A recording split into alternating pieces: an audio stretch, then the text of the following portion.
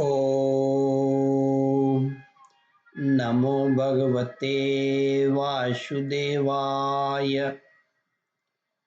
श्रद्धालु भक्तों, श्रीमद् भागवत महापुराण के 10वें स्कंद के पूर्वार्ध के 28वां अध्याय के अंतर्गत वरुण लोक से नंद जी को छुड़ा कर लाना, इसका प्रस्तुतिकरण करूंगा।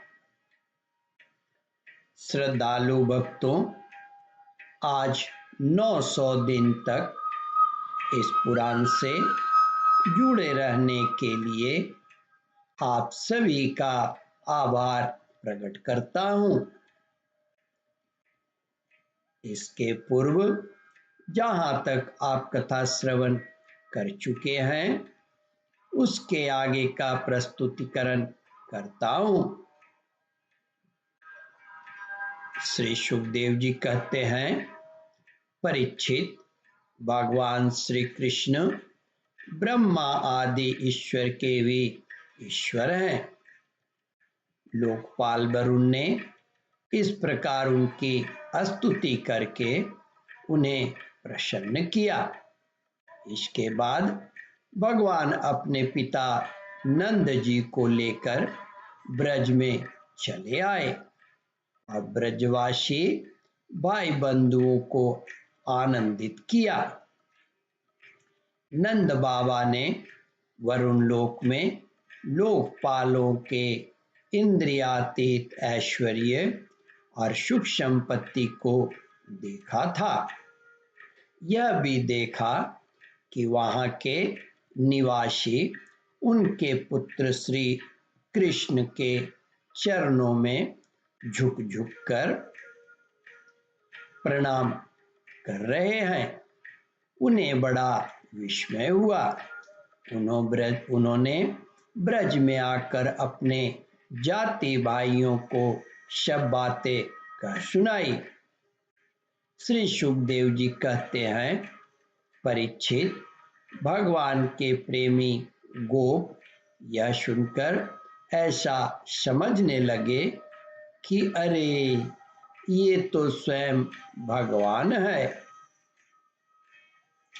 तब उन्होंने मन ही मन बड़ी उत्सुकता से विचार किया कि क्या कभी जगदीश्वर भगवान श्री कृष्ण हम लोगों को भी अपना वह मायातीत स्वधाम, जहाँ केवल इनके प्रेमी भक्त ही जा सकते हैं, दिखलाएंगे। परीक्षित, भगवान श्री कृष्ण स्वयं सर्वदर्शी हैं। भला उनसे यह बात कैसे छिपी रहती?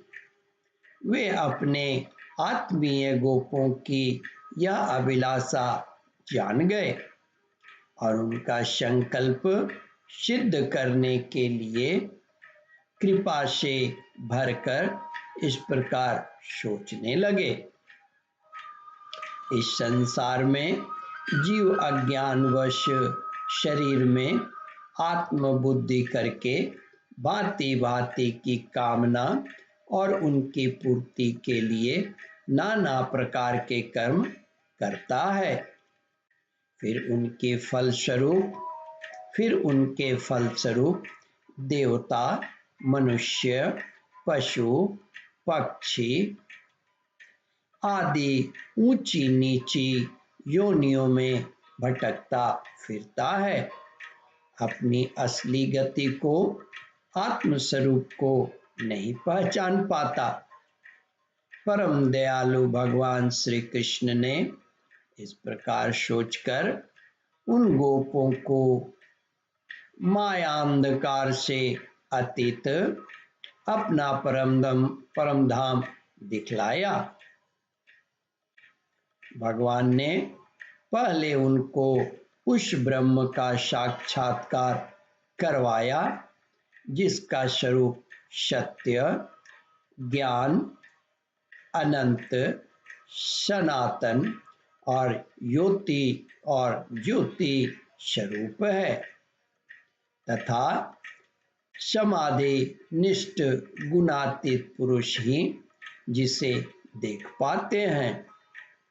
जिस जलाशय में अक्रूर को भगवान ने अपना स्वरूप दिखलाया था, उसी ब्रह्म स्वरूप ब्रह्म हृदय में भगवान उन गोपों को ले गए।